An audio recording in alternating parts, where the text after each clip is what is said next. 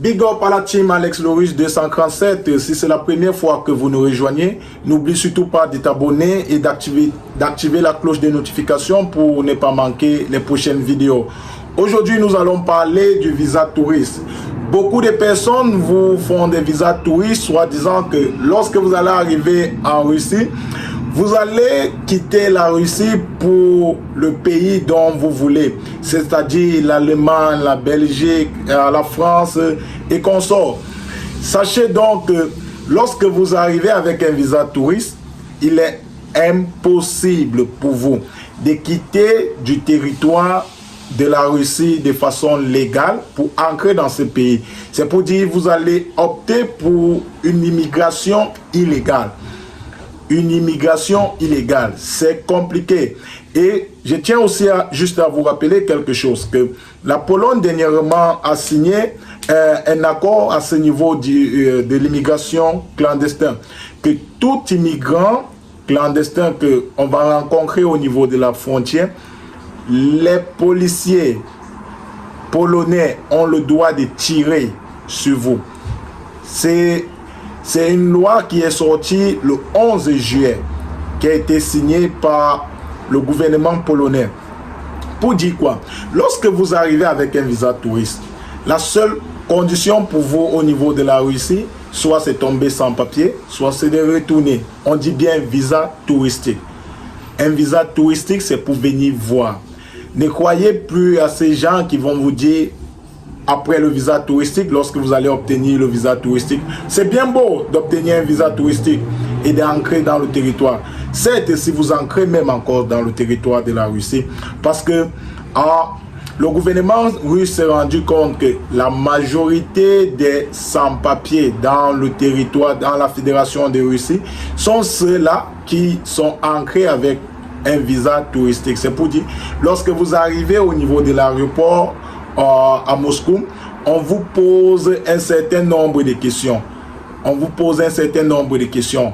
Et vous avez presque 25% de chances d'entrer dans le territoire de Russie. C'est pourquoi ces gens-là, généralement, vont vous promettre qu'ils vont vous faire la documentation pour que vous obteniez le visa. Et après obtention du visa, vous les payez. Et c'est tout. Il sait que après ce qui suit, ce n'est plus son problème. C'est pourquoi réfléchissez bien avant d'accepter un visa touristique pour la Russie. Surtout si c'est dans l'optique de vouloir traverser, dans l'optique de vouloir boza, comme on dit chez nous en langage camerounais, de partir dans un autre pays de façon illégale. Parce qu'ils vont vous dire, non, étant en Russie, étant à Moscou, tu vas prendre une voiture qui va t'amener en Biélorussie. De la Biélorussie, il y aura une autre voiture qui va t'amener en Pologne ou bien en Lituanie ou bien en Lettonie, et étant là-bas, tu vas prendre encore soit le bus ou bien une autre voiture pour t'amener dans le pays dont tu rêves, soit en France, soit en Belgique, soit au Luxembourg, soit en Italie, soit en Allemagne. Sachez donc que c'est risqué à 99%. 99%, c'est risqué.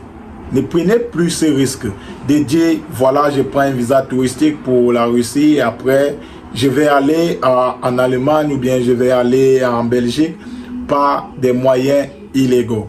Non. Ne prenez plus ces risques. Parce que c'est bien beau. C'est un visa qu'on le fait. À moins d'une semaine, tu peux avoir ce visa. Mais sachez que la meilleure procédure d'immigration pour la Russie, c'est le visa étudiant. Visa étudiant, si vous comptez rester dans le territoire de la Russie. Si vous prenez un visa touristique, sachez que vous allez faire du tourisme et après rentrer. Parce que vivre en Russie de façon illégale, c'est très mauvais. C'est très dangereux pour vous. Parce que la Russie, sans vous mentir, c'est dur. C'est un pays dur. Certes, il y a des petits boulots. Tu vas marcher, tu vas sortir à tout moment en regardant à gauche et à droite pour que la police ne t'interpelle pas. Et lorsqu'on va constater que tu es suspect, c'est dangereux pour toi. Bon, les amis, soyez très prudents parce que ces visas touristiques, on vous promet que après l'entrée sur le territoire russe, vous allez partir en Belgique ou bien en France ou bien en Allemagne. C'est risqué à 99%. 99%. Vous avez 1% de chance d'abord de traverser, qui est minime. Et je ne vois pas quelqu'un dépenser des millions pour pouvoir arriver dans un territoire où il va faire un mois.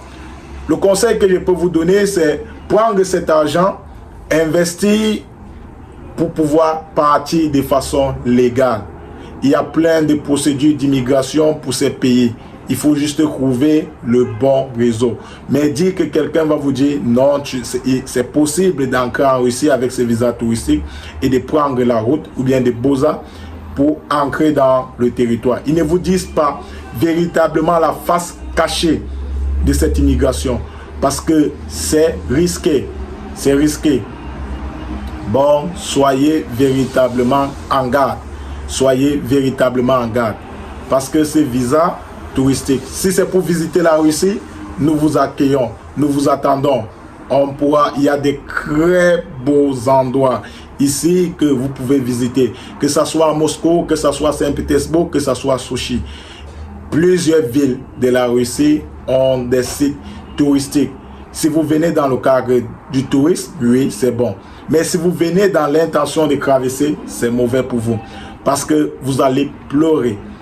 Vous allez juste pleurer. Et après regretter pourquoi est-ce que vous avez fait cette procédure. C'est juste le petit conseil que je voulais vous donner en ce jour. Si vous avez des questions ou bien des préoccupations, juste laissez en commentaire et on va vous répondre dans les prochaines vidéos. Comme d'habitude, n'hésitez pas à partager pour davantage augmenter l'audience, pour davantage augmenter la communauté Alex le Russe 237 et surtout marquer un gros pouce pour davantage nous encourager si la vidéo vous a vraiment intéressé. Big up à vous et à très bientôt pour les prochaines vidéos. Ciao, ciao.